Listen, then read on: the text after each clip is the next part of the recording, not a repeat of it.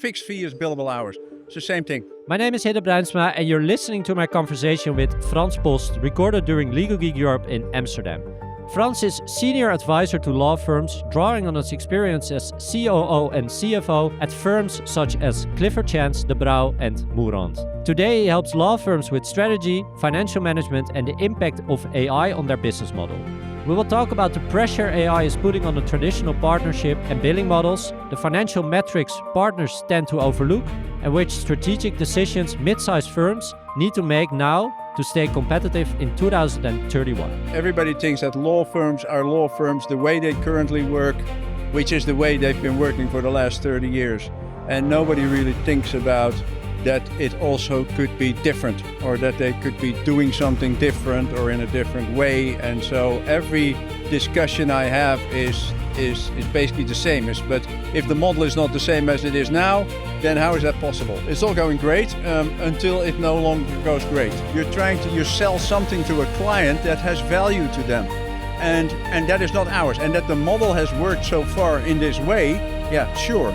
But I wouldn't buy it anymore. The billable hour is definitely going away. What we get instead of the billable hour?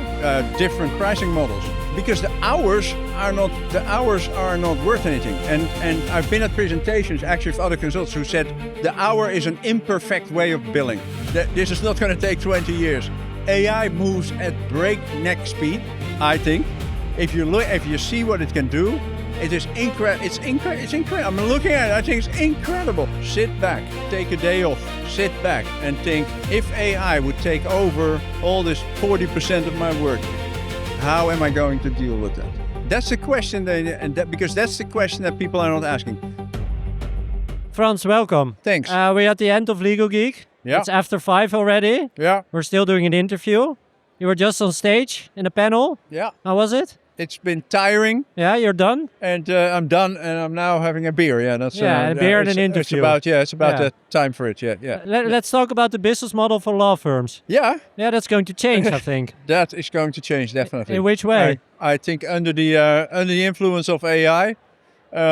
Basically, my short version is that the whole bottom layer of the pyramid is going to disappear. Which bottom layer? The bottom layer of trainees and junior associates in the pyramid is going to no longer. That's going to be replaced by AI or other technological tools. There's not going to be any work anymore for the juniors. I'm afraid not very much. No. But that's going to be a strange model then. Well, that depends on your reference, because everybody thinks in the same way, and I really think that's one of the big issues. Is everybody thinks that law firms are law firms the way they currently work, which is the way they've been working for the last 30 years, and nobody really thinks about that it also could be different, or that they could be doing something different or in a different way. And so every discussion I have is basically the same. But if the model is not the same as it is now, then how is that possible? But it's all going great, so why should they change? It's all going great until it no longer goes great. And so what's happening is AI is taking over parts of the work. And Hans Albers was on the panel, and he was also here for an interview. Yeah, and he basically said that they've done a study, and they think that about 40% of legal work is going to be impacted by AI. That means, part of it will probably be replaced by AI, because that's likely what that means. And if that happens, then the model changes. And but I don't hear a lot of people talking about this. That is right. So that's why you're here. So it's really time that I'm here and that I say on the podium what I think needs to be said. And it's not about me being right, but I find it really worrying that nobody is talking about this. But it's also a bit of a sad future when we don't have junior lawyers anymore, or when that part of the whole model is gone. Why is that sad? I don't know. For me, it feels sad that people who have experience and they step by step, they grow in the firm, and they maybe in the beginning do work that is not perfect or not super much fun, but they learn from it, and then step by step they grow, and then that's gone. Yeah. So how do they then start with their job at all? That is also interesting. So this again for me, this is an example again of people ask the same question about the same thing. So why does nobody accept, for example, that this may not happen, that this may be different? No, people keep saying, oh no, this is impossible because we have to train our lawyers, because otherwise if we don't train our young lawyers, we don't have old lawyers. And sure, you can say that, but who cares about that? Because you're not selling hours of young lawyers, at least you shouldn't be. You sell something to a client that has value to them. And that is not ours. And that the model has worked so far in this way, yeah, sure. But I wouldn't buy it anymore. And because if you know law firm economics, all these clients pay for people who come straight out of university, who bill 1,000 hours a year, or somewhere around that, at rates between 150 and 250 euros. That means somebody's paying 250,000 euros for somebody who's just come out of school because a law firm thinks that they need to be trained or that they need to learn how to do it. And I just think, if I'm a client, why would I want to pay for that? But do you also think then that in the future those people need less training to be on a certain level? Yeah, that's what so if it's going to change, that's the way it's going to change. The young lawyers will need to learn technology, which is what's going to happen.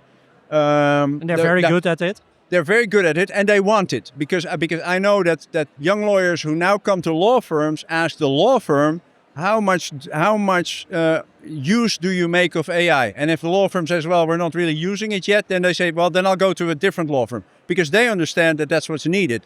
So they're going to do different work. So they're not going to do the work the way it was, and so they're certainly not going to learn that from the people who did it the way it was 5 years ago.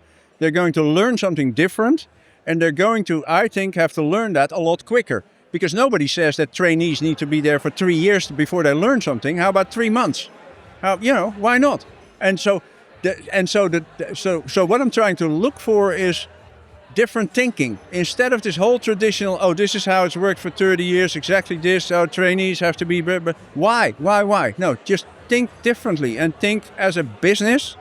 And the business thinks, price is set in the market, you sell a product, somebody buys the product for 100, and then can you produce it for 70 or for 60 or for 50, even better, because the cheaper you produce it and the quicker you produce it, the more money you can make. But it also means that this knowledge is going to be commoditized in a certain way, and it's going to be productized. Yeah, there is process and there is knowledge. Sarah in the panel mentioned that as well. You have context work and you have core work. So the context work is all the stuff, around the drafting emails, etc. And the core work, partly is knowledge and partly is applied legal principles. You can ask that now from AI. You don't need a lawyer to answer, 9 out of 10 questions. You can now ask to AI tool, and they give you a perfect answer. And that means that the billable hour is going away. The billable hour is definitely going away. And then what would you get instead of the billable hour?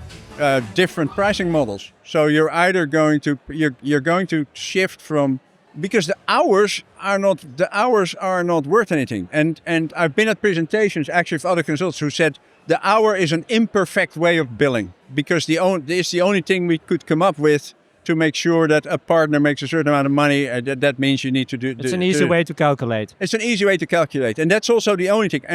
But for law firms, it's the truth, and it's often the only way they think. That's another issue that I have. So, but that's going to change because the billing for an hour in itself has no value, because it's not, somebody's worked hard. Yeah, let me pay that for that. No. You want advice, and the way to translate that into money is the hours. That's going to change. So you're going to say, okay, what is the value of this transaction that I'm doing for you as a lawyer? What's the value? What would you want to pay for this? 100,000, 50,000, 80,000? And there's going to be competition in the market between different law firms or suppliers or other alternative suppliers who are going to say, I can do this transaction for 80,000 or for 50,000 or maybe for 25,000, depending how efficiently you staff it or organize it with AI and how much profit you think you should be making. Because there is nobody who says that you need a partner who needs to make €1 million. There's nobody who says that. And you also have people say, yeah, but then we are going to work with fixed fees. But then fixed fees is also, okay, we spend 100 hours and then we have our billable hour, and then we have the fixed fee. But then you're still working on an hourly base. Exactly. So That is just because clients started saying, oh, we want something else than the billable hour. So that's where the fixed fees came in. Alternative fee arrangements, etc. They're as alternative as, namely, nothing, because they still are X partner hours times this, X senior at the time. So that's exactly the same. So I always say fixed fee is billable hours. But it's the same thing. I'm curious, when will law firms feel the real urge to change this? Because at the moment, it's now 2026. Yeah. It's going well. The model is still working. Yeah. Which moment, which maybe happening, should we see that law firms will really see, okay, whoa, this is changing? Yeah. We're going to get phases in the process. So now people are in this, because you can look around here at Legal Geek, people are trying to figure out which tools to use, what is all available, what can they do with it. The last time at the last conference there was everybody was talking about use cases. What can we use it for? What can we use it for? What can we use it for? Now everybody's talking about which tool. So the use case stories have been done. Now it's which tool is the best. And then, so people are going to do that. Once it really starts to dramatically happen, so once the work really starts to be done by AI in bigger volumes, that's when it starts to change. Because once those 1,000 hours that you bill for a junior associate, once 800 hours of that work are gone because AI can do that in 5 seconds, then it starts to change. Because then you're no longer billing for that person and you no longer need that person. And then maybe you should start hiring less of those people. And then your model starts to become from a pyramid, it starts to become like a diamond or whatever it is, or a very small pyramid, or that's, so it starts to change once people really start to work with the AI. And now we're still in the phase where people are still figuring out what it can do, how we need to control it, etc., etc. But once it really starts to happen, it's a volume game. Do you think this is going to happen in, say, the next two to 3 years? Yeah. Yeah. Yeah. Yeah. That's quite fast. Yeah, because you see how close things already are. Quite fast. Yeah. It's going very fast. In legal, everything is fast because when in AI also. Yeah, exactly. Because but when Richard Susskind started talking about the end of the billable hour 20 years ago, everybody, and 20 years later, it's still the billable hour. Now, this is not going to take 20 years. AI moves at breakneck speed, I think. If you see what it can do, it is incredible. It's incredible. I'm looking at it. I think it's incredible. It's crazy. Every year you come here, things are like, wow, upside down again. Incredible. Yeah. And I've seen, you see on big screen, you see, Elevate Present how they're and you just see it happening, right? Yeah. It's just happening everywhere. It's incredible. And so. But Frans, we are not. I mean, if you're schooled as a lawyer. Yeah. You're not schooled for thinking about these things. No. You're not schooled for thinking about business models. You're not schooled for, hey, maybe we should do marketing. Yeah. Hey, maybe we should do sales on a different way than just, I don't know, mouth to mouth. Yeah. We're not schooled for it. So how do we make sure that these firms have these people or having these conversations about these topics where they know nothing about? Yeah. Yeah. I mean... The answer is, of course, hiring people like me. Yeah, of course. Who do understand this. This was where I wanted to go. No. Law firms are beautiful because any law firm is a group of partners who are very motivated to do their work, who are very smart, who are very good at law, who are very good with clients, and they have a group of people working for them. It's magnificent. And if you have 10, it's great. If you have 50, it's even greater because it's almost an unbreakable model. Because the people, as long as they're self-motivators, they're good with their clients, as long as they keep their client base and they keep everybody and they keep working hard, it works perfect. It's hard to destroy because it's a very you can see that. It's a very successful model at every scale, 10, 50, 500 partners. But their individual, collective, that's the strength, is that it's 500 times the same thing, namely one partner with a few people doing the work for their clients. So you have a big client base, namely 50 partners times all their clients. It's a great model. You don't need anybody else. And as long as you keep billing at higher rates and you keep increasing them every year and the legal market gets more complex and it all works perfect, fantastic. It's been a fantastic ride the last 20, 30 years. Fantastic. Best model. They didn't need people like me. They didn't need marketing. They didn't need business development.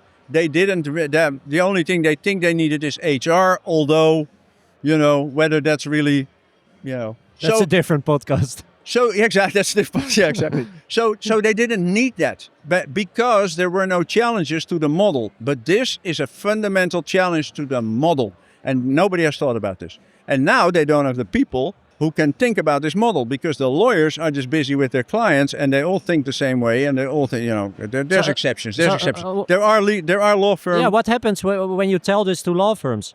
Like this story, when you walk inside of a law firm and you keep like, yeah, this is all going to change and the whole model is going to change. Do they look at you like this guy's crazy? Yeah. Yeah? Yeah. And then, but it starts to land.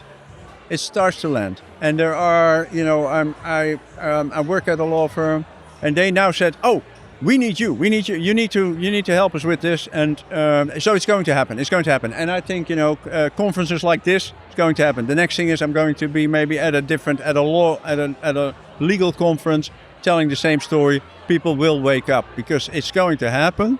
And so, yeah, it's a matter, and that's a matter of time. But at the moment, it's not there at that level. Now, what you see a lot is in big firms, innovation departments. The innovation departments are busy with the AI. Whether you have a CFO or somebody or a strategy director or somebody else who really thinks this, impact, that's the next question. I really don't think that everybody is aware of this. No, because they don't. That's why you're here. They don't make the connection. And let's say this will happen at a certain point, and the whole model is going to shift. Yeah. I mean, you are very good with financial numbers. Also, you were part of a lot of firms doing exactly that, advising on those kind of topics. Yeah. Which financial metrics, etc., will then be important instead of how many hours did you write? Because that's now what we are tracking. Oh, yeah. How many hours today you were billable? Yeah. That's a normal question within a law firm. Yeah.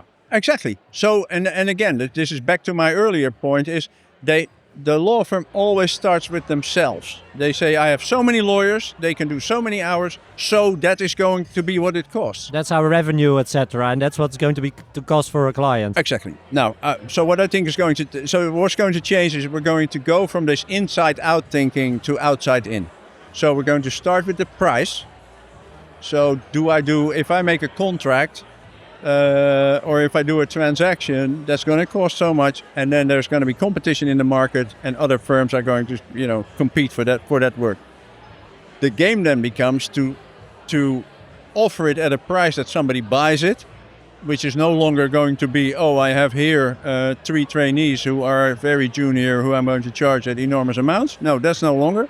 So it's going to be a competitive price in the market, and then as a firm, you have to think, how can I produce this as profitably as possible? Because that's going to be the game. Now, that's possible as long as you sell at a good price and are able to engage the AI in a way to minimize the hours and to minimize less hours. And to minimize the people cost. Which is how normal businesses always work. Exactly right. That's exactly right. I mean, how can we scale this business? It's looking at, how can we spend less hours giving the same quality? Yeah. So everybody else has already figured this out. But the legal profession is interesting because it's a protected profession. It has barriers around it because not everybody can be a lawyer, not everybody can appear in court. It's all protected. There's the bar, and they're all mechanisms to keep this profession the profession, and which, for all sorts of reasons, ethical, etc. But that's fine. But it's not been exposed to disruption. To disruption. That's what's happening now. So, and the whole industry or part of the industry will have to adapt to it. And of course, there are firms who have figured this out already and who know what they're doing and who are I know. So I worked with Clifford Chance and I left there at the end of 2007. So that is really 20 years ago.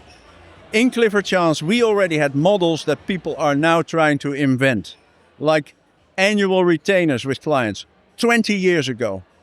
Full of, set a fee for a year with a client, regardless of what the work is, and then figure it out. That's that kind of stuff. I worked at firms where they said we have to charge for storage, for example. So we had a lot of client documents. And then I had an IT head who said, shouldn't we be charging for storing the stuff on our servers? And then partner said, no, but that's not ours, so you can't charge for that. And we're like, but we can make a product category that we call storage, and then we're going to start by the byte, and we charge them for that. Half the partner said, you guys are crazy, this is not ours, so it can't work. And that's typical for the way of working. For some clients, we started actually charging for storage of documents. And it actually worked. And everybody was really surprised. They're like, oh, wow, a client's going to pay for this. Felt yeah, like sure. Free money. Yeah, exactly. It's free money. And so models like that, they are there. We had at some point we had KPMG as an auditor, and they came back to us one day and said, okay, we need all this new technology to do our audits, and we're going to use this. It's going to make it more efficient for you, but we're going to charge you a percentage of fees for the technology. And we all said, you're crazy. That's your problem, not our problem. And they basically said, well, we're going to charge it, so stuff it. And, or they said, okay, it's going to be... find someone else. Yeah, it's going to be 6%, so the first year we'll charge you 3%, and then the second year we'll charge you... Yeah, that's how these things are negotiated. But that's what they did. And so you can see how, other firms or other people... Some people have figured stuff like this out in a different way. But maybe because time flies when you're doing these kind of interviews. For a close-off, practical tip for firms who want to start tomorrow. Yeah. Maybe think more in products. No. Sit back. Take a day off. Sit back and think, if AI would take over all this 40% of my work, how am I going to deal with that? That's the question, because that's the question that people are not asking. So saying thinking products is thinking solutions. No, because maybe some firms don't sell products. Maybe some firms sell gray hair. So you have to ask yourself, why does a client come to me as a lawyer? I know why clients go to Arne Grimme at the Brouw. I know, and everybody knows this, for a reason. And that's not because his AI is so good. No, that's because he is Arne Grimme. And that goes for a lot of other lawyers. So why do I go to a certain lawyer? That's what a lawyer has to think about. Why do people come to me? What should I do to make clients come to me? And if they figure that out, then they can translate that into how am I going to bill for that? You can also say, I'm really good at this stuff. I'm the best lawyer in employment law. So if you want me, retainer, you pay me $100,000 a year. If you have a case, I'll come to you. I'll work for you, but you have to pay. There's many different ways of thinking. But asking that question is a good start. It starts with the thinking. Yeah. And that's what people should do. And that's what I try to create with, by being a bit provocative and being a bit. But if people take an afternoon out, or take a day out, or take a weekend out with their partners or by themselves, think about this, and then there are next stages. And then they can call me. Yeah. Thanks, Frans. It was great to have you. Yeah, super. We will continue this at a later point for sure. Absolutely. Thank you.